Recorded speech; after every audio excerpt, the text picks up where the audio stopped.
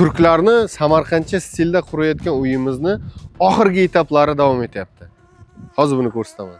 Birinchi navbatda mana bunaqa hashamatli darvozalarni qo'yib berganmiz. Bu joyda darvozani o'zi alohida bitta tema. Bu joyda darvozaga domofonlarigacha qo'yib berganmiz. Mana bu joyda travertinimiz shunaqangi chiroyli chiqyapti. Mana ustalarimiz o'z ishini mohir ustalari mana shunaqangi qilib travertinni qilib beryapti bizga. Sokullarimizni oxirgi etabi qolgan. Ularni yakunlasak, yana oxirida butunligicha sizga obzor qilib ko'rsatamiz. Mana bu uyimizning ichki remontlari hammasi to'liq gipsoviy tiyaga bilan va gullar bilan bezatganmiz. Hammasi proyekt asosida qilinyapti. Patologlari hozir bir sloy oq emulsiyadan chiqdi. Devorlarimizda emulsiyasi qolgan.